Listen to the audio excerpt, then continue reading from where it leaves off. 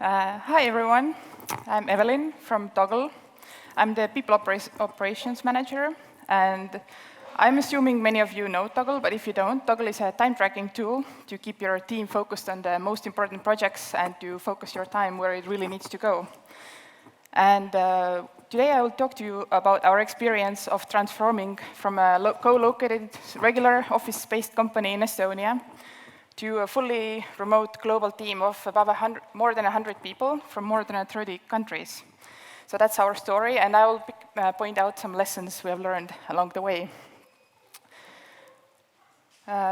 We all hear a lot of talk about how the remote work is influencing the labor force ecosystem, the remote workers are driving the future of work, and how we do the work, the tools we use, the ways we use to communicate at work, the hours we work, where we work, and there's even talk about what's the meaning of work. Is it a thing or it's a place? So all of these things are like background of my talk today. But before I go further, I would like to know how many of you sometimes work from home? Wow. Okay, I almost fainted. How many always, who never goes to the office? Okay, that's much less. And those few of you who never worked from home, have you ever thought about it or wanted to do it? 1, 2 brave people. Wow, but I guess maybe this crowd is a little bit not representative of the global workforce, I guess. But the thing is that remote work has been growing rapidly. It has doubled in the past 10 years, and it's a steep rise because of all the opportunities we have in the world. Yet, only 5% of Americans get to work from home most of the time, and I guess we don't have numbers for the world, but I doubt that they would be better. So there is a huge discrepancy between what people expect and want and what they can really get. And it's all this information and our experience at Toggl that makes me say this one main thing, that I think anyone who doesn't embrace remote work and who doesn't give this a chance, whether you be a team or a company or even an individual, you're losing a competitive advantage on the market. Because I really think remote work gives you a huge advantage, and this is our experience at Toggl over these 5 years. And there are many ways we have benefited from it. It's hiring, for sure, also that our team is happier, more productive, and at the end of the day, we have much less turnover in employees' numbers. We manage to keep our people for a very long time. And all of these things are the key to success of any company, I would say. And it's amazing to think that only because of remote we achieved many of these things. And I will go now into more detail about some of these things that I already mentioned. Okay. So the first point about hiring.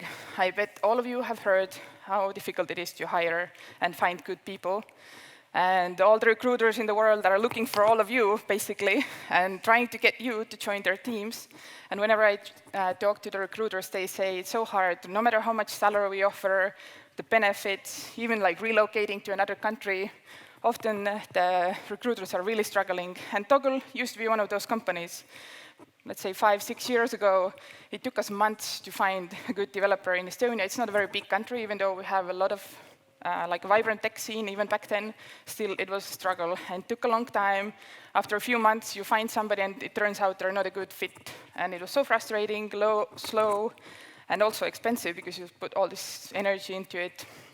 So our founders thought what they could do, and they figured, why not think globally? We are a global product, so we could actually hire globally, not only within the, 10 kilometers radius around our office where people are living. So they decided, let's try hiring globally, let's work remotely, not make people move to Estonia. If you know anything about Estonia, the weather there is not that great. So it's hard to make people move there. So yeah, let's try this remote thing. And actually, I could say the hiring was the main, let's say, push in the beginning to try the remote thing. And little did we know that this was actually a life-changing thing for us, because the number of candidates exploded. We didn't really do marketing on the global scene to get all these candidates. It just somehow people found out about us. Many of the applicants were Toggl users, so maybe that's how they found out about us. And today we have an average of 2,000 applicants per position. This is huge numbers. If you tell it to your own recruiters, they will probably also not believe you that this is possible. Or you all know GitLab, also a fully remote company, and they have reported having 20,000 applicants in 3 months. So the numbers are just crazy. People really want to work remotely. But you would I probably wonder, like, why? Why remote? Like, why would you get so many applicants? My theory here is that people actually want to have flexibility in their work, and this is what people say. Studies have shown that people are willing to leave their current jobs for more flexible hours, more flexible time. They're willing to take pay cuts even for this. This year's Stack Overflow survey about developers, about 46% said that flexible time is a really important job factor for them, and another about third said the same about remote work. So there is a huge demand for this, and these percentages are growing. If you look at even the Stack Overflow surveys, you will see it. But like I said, only 5% actually have this chance today to do this, work from home, not go to the office. And I think this is the reason why we're so successful. We have a unique thing we can offer to people, which is this flexibility. And many of the companies who are not doing it, I think they're missing out. There is a lot of things they could benefit from this. Okay, but why is this flexibility so important for people? That's the next logical question. The theory, and not even theory, but also numbers here show that people are currently not happy with their work, and they cannot be who they are. Like, they can't live the life the way they want to do, the hobbies they want to have, the lifestyle they want to have. So often your office environment is restricting this, and this is what people are craving for. I'm assuming that since so many of you raised your hands, you can relate to this, this question. Again, statistics from the United States say that 53% of people say they're not happy at work. How crazy is this? Like, half the people don't like their work environment. So I think this is all the reasons why we have benefited in the hiring sense. Now, talking about happier people,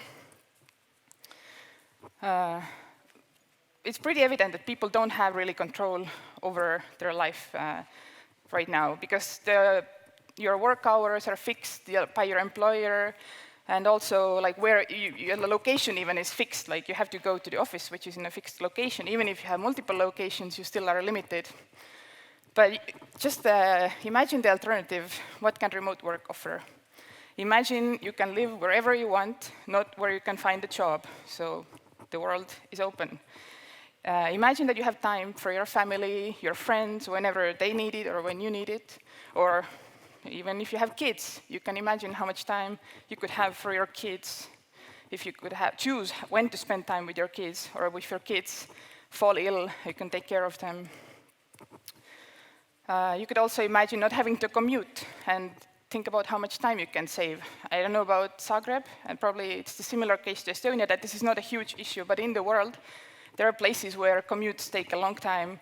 We have many employees from the United States, also from India, who say they used to commute 2 hours one way every day. So that's like 3-4 hours of your day spent in a car, in a traffic jam somewhere, or on a train even, it doesn't matter. But imagine, like, you have all this free time to pick up a new hobby. Like, one of our developers from India said he started playing guitar again because he had all this free time that he could use for what he likes. Or you can imagine not having a dress code. Basically, no need to wear pants. Big benefit.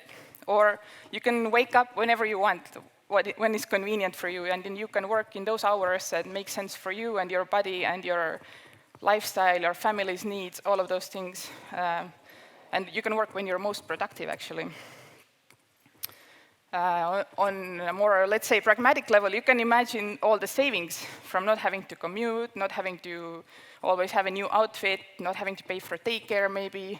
These can add up to thousands of euros per year, if you think about it. And in a more general way, you can imagine not having to do everything by this arbitrary 9-to-5 thing that we have going in the world, that comes from the Industrial Revolution and doesn't make any sense these days. And following this 9-to-5 general rule, you will always do things during the rush hour. You go to work when everyone else is going, you come home, you go grocery shopping, you go to the gym, always when all the other people are doing it. It's not really efficient use of your time, and you're not in control of your own self, or you can't fit your work into your life. It's always the other way around. There's a trade-off somewhere. So what we have seen with remote work is that we can provide all of these imaginary good things to people, and they will become real. There's countless stories I could tell from our team where this is the case, and people are feeling a lot more happy because they can do things their own way. And while it might seem like a trivial thing, this happiness will actually pay back multiple times, because when people are happy, what we learned is they are also much more productive. And this was kind of one of those aha moments, I guess, for us, that at some point you just realize that, wow, people actually are more productive. And I'm not saying, like, even though Toggl is a time tracking company, I'm not talking about how many hours people work or how many lines of code somebody writes, but it's just like how far we get and how people feel about their work.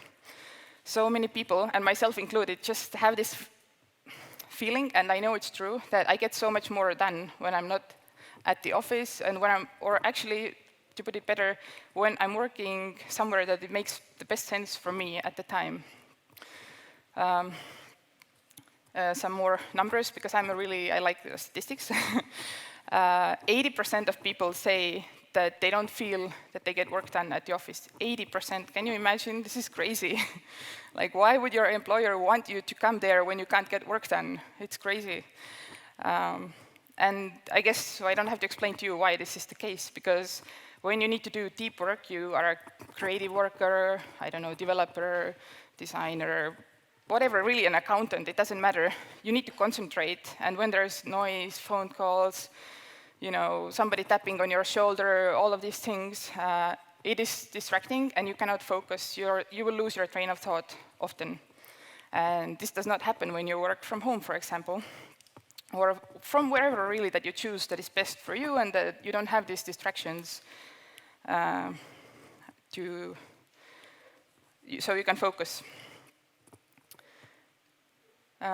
A good example here, I think that also proves my point, that this is not only the experience of Toggl, but of many other companies. And one of the recent ones that I read about and I really connected with was Stripe. I guess you know this payments provider. They started early this year to hire remote developers. They decided to hire 100 and make like a whole, let's say, unit, or I'm not sure what's the term they use. And the reason they gave is exactly because they have found that people are much more productive when they work remotely. Again, for all these somewhat untouchable reasons, but you just know it's true, and you feel it, and you see it in people's work, that they are much more productive when they are not forced to work 9 to 10 in the morning. Instead, they can start maybe 11, but work until later in the evening and just use their own productive hours for work. Now, I have to touch this subject that every time I speak about it, I get asked about it. But how do you know that people actually work when they're at home? Because maybe they lie to you, or maybe they are, procrastinating, whatever. Well, I honestly have to say, I don't know of these cases. We haven't had in 5 years some big story that I could share with you on this topic. Because the way we see it is remote work is still work. The emphasis is on work, not on remote necessarily. And your home office is your office, because that's the only office you have. If you are the only person in your country working for us, or in the case of Croatia, we have 4 people working for us from Croatia, but they all work from their homes, so that's their office, actually. They don't have an office here they could go to, so what we do instead is we focus on the results.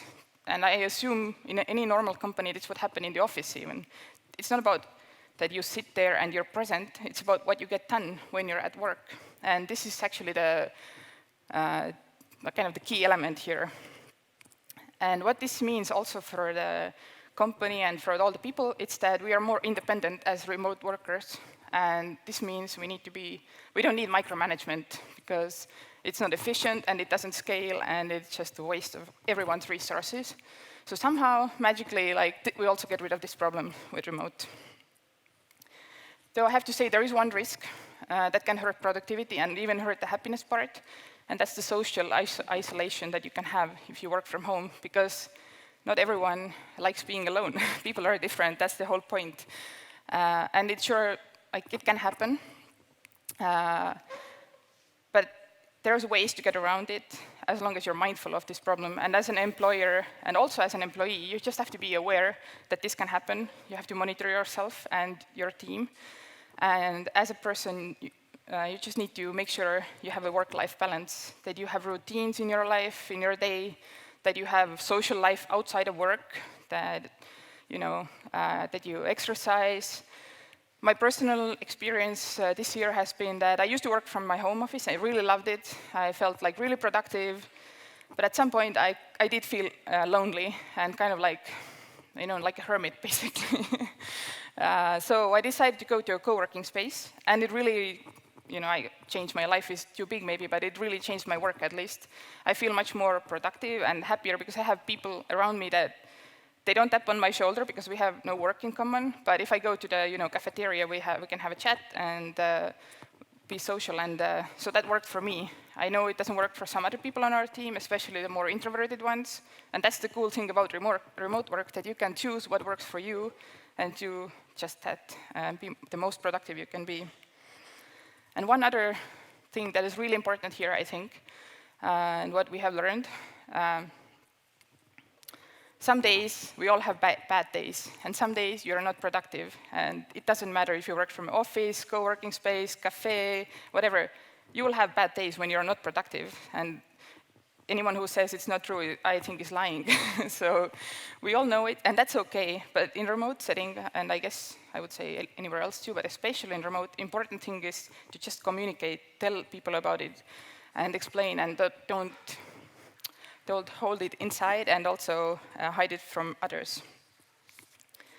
And this leads me to my, let's say, last but not least, learning from the remote life is that remote work forces the teams to have much, much more communication and to have really deeper communication, because not only, but let's say most of the work in our case happens through Slack. So it's like chatting, it's virtual. We might have video calls, but still you're not in contact with those people all day. You don't see their facial expressions or when somebody is sluggish or sad or something. So you are forced to be more communicative, especially as a leader. You will definitely not succeed as a leader in a remote team if you don't communicate well. So we have really pushed our team leads to have regular one-on-one meetings with their team members. Usually it's once per month, but it can differ based on needs, basically. And that's the place where you create trust, another major keyword in remote work. You have to have trust to make this work, and it has to go both ways. And the way to build trust is to communicate and share. There's a great article if you go search on Medium about awkward one-on-ones. It's by Mark Krapkin, who's, at least at the time, he worked for Facebook. And he talks about awkward one-on-ones, that if you have a one-on-one and you don't feel a little bit awkward, you don't say the things that are a little bit hard to say, whether they be positive or negative, then you're not doing it right. If you just talk about easy things, you probably don't get much value out of it. But you should always use this opportunity to say positive feedback, negative, share your feelings, and not just talk about how's that project going, how, are we meeting the deadline, but more the deeper stuff, and maybe even stuff about your life, because we don't have the coffee breaks where we can do it normally. So it's really important, and as a company, it's so important to push, to train your team leads and managers to be good at it. This is a big lesson we learned. You cannot assume that people just have this skill naturally, internally. No, it's not you're not born with it, you have to learn it, and it's a muscle that you can train. Communication is a skill, and you can develop it, and as an employer, you have to push for it. Good news is that there are so many tools out there that can help you. 5 years ago, when Toggl started as a remote company, the selection of tools was much smaller. We've seen even the video conferencing, all kinds of productivity tools, whatever. There is things out there that can help you, but, well, they can't communicate for you, but they can help you in this. And as a result, like I mentioned in the beginning, we have a pretty low turnover in terms of employees, and I hear the same from many other remote companies because of all these reasons I mentioned before. they have, people are happier, they're productive, they have flexibility, they have what they need to make their life work for themselves. So this is definitely a major lesson we have. So what's my advice to you, or like, what if I can throw some conclusions? You should do it. If you've thought about it before, just go for it and try it and see what happens. I think this will give you this competitive advantage. As an individual, you have the experience that you know how to work remotely, and it will be a skill that is needed in the future, like if you think back to the keynote yesterday. But also as a company, you're definitely missing out on a lot of applicants that could work for your company, or like just cool things for your team, and how to do it. Like, okay, I want to do it, but what should I do? My first advice, go home or go to work on Monday and talk to your team, talk to your colleagues, ask what they think about it. Like, have they also considered it? Why not? How could you do it? And then you could make an experiment. Like, for 1 week, nobody's allowed to come to the office. See what happens. Yeah, I see you laughing, but actually we did it at Toggl. We told to one team, for a week, you cannot, that was like 5 years ago, you cannot come. And by Wednesday, some people were like scratching at the door, like, can I please come? Like, I'm bored at home, and I don't want to be here alone. And there was some complaining. But the good thing is, like, it taught us some empathy. It gave us understanding how it feels like. And especially if you have only like 1 or 2 people on your team who would be remote, then in this case, you can relate to them, understand how they actually feel on the, let's say, other side. So go ahead, try it. Then come back, discuss how did it go, what went well, what didn't go well, iterate, do it again, maybe make some changes, because there is no textbook out there how to do it right. When we started, there was almost no information, maybe only the Basecamp book, Remote, which, by the way, is great still, and you should read it. So we have to learn as we go. Each team is different, each company, culture, and so on. So just do it in a way that makes sense for you and that works for you. That's the whole beauty of remote, that you can make it work for you. Actually, at the end of the day, I just want to finish with this thought, that remote work is still work. Don't overemphasize the part of remote. It's still work. You will always still be one team. Everyone still gets paid at the end of the month, hopefully. It's just work. But the thing is, like, your team will be happier. They have more flexibility, and it's just in the long run, that's the advantage I'm talking about as a company that you will get. And I think now is like at the latest time for you to be the early adopter of this and do it, because already we see the numbers.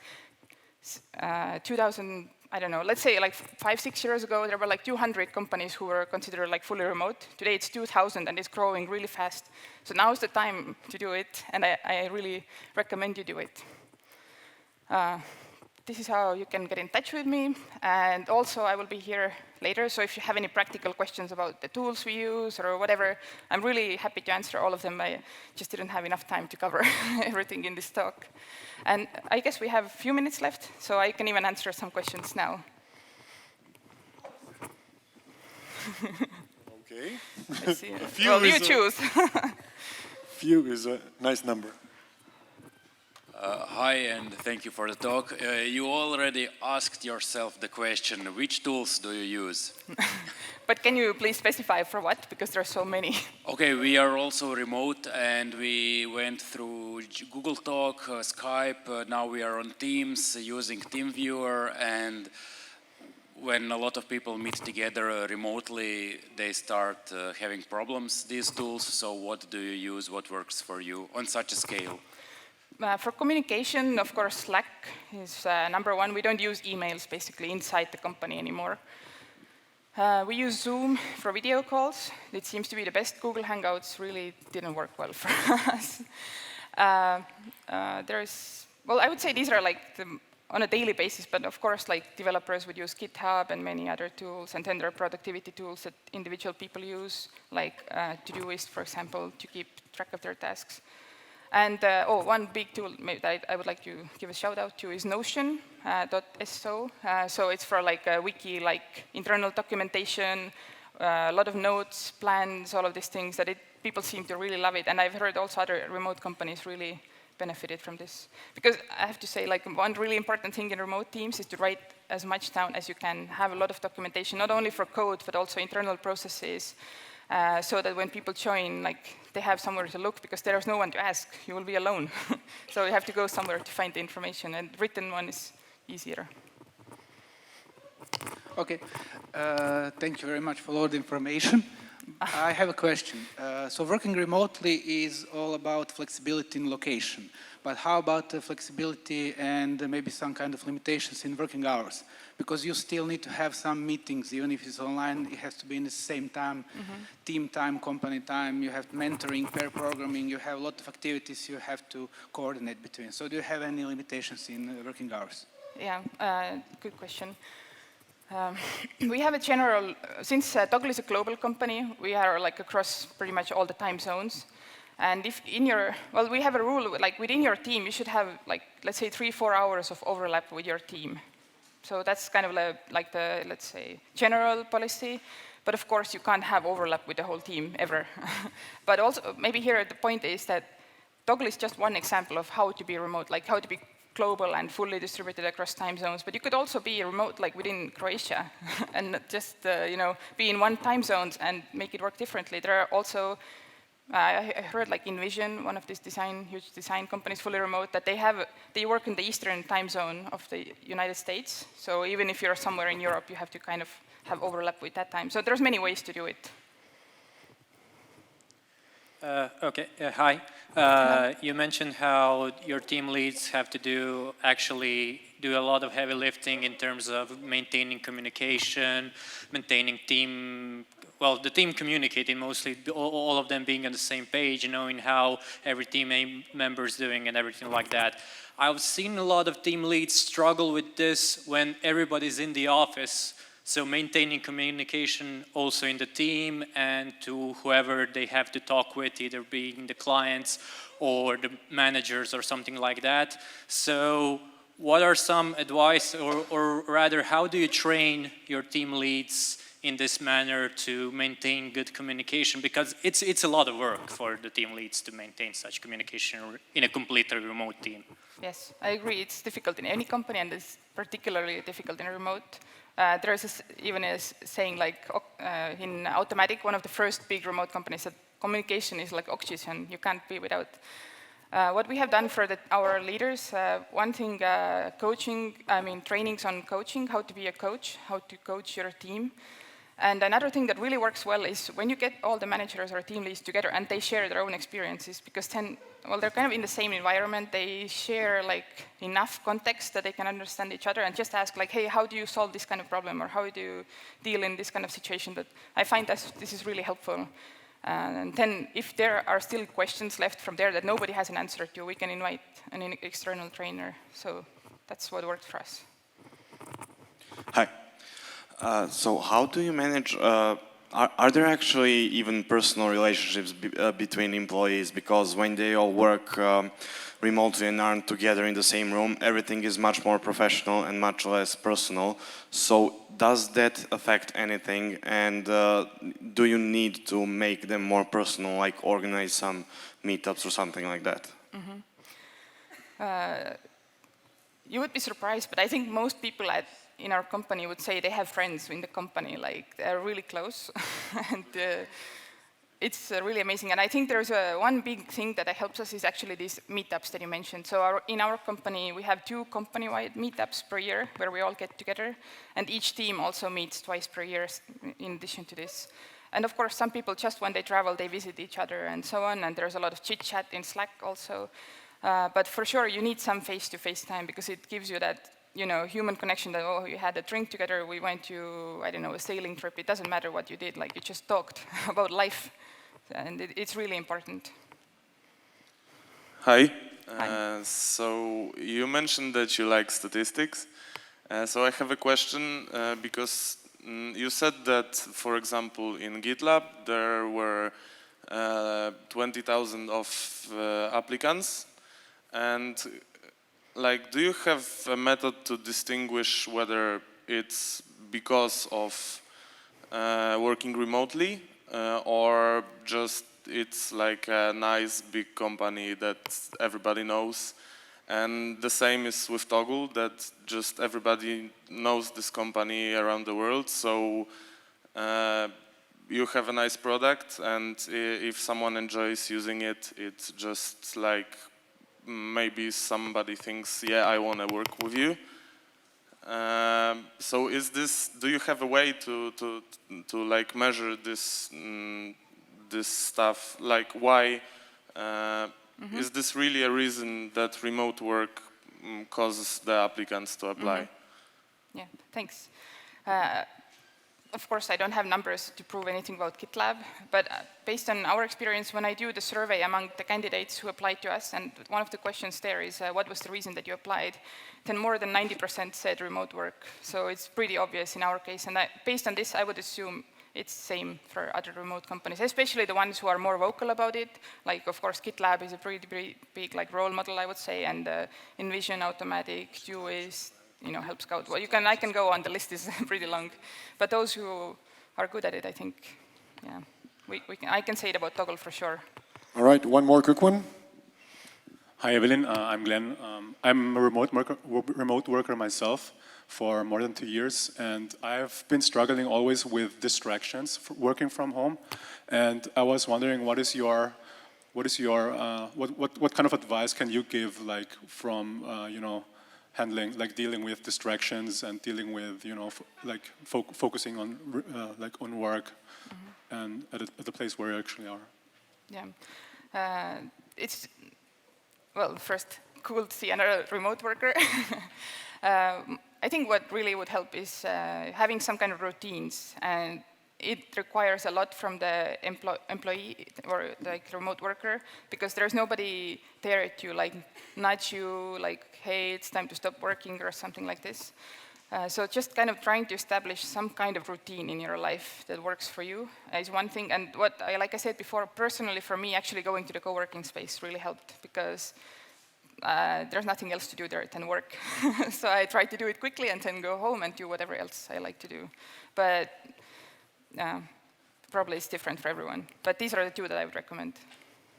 All right, so I saw there are more questions, but we got to keep to the schedule. Yes. So unfortunately, you guys are going to have to look for Evelin outside in the hallways for coffee, and you are going to have to have a lot of coffees with a lot of people. Or a lot of drinks tonight. Or a lot of drinks tonight. Please give Evelin a round of applause. Thank you. Thanks.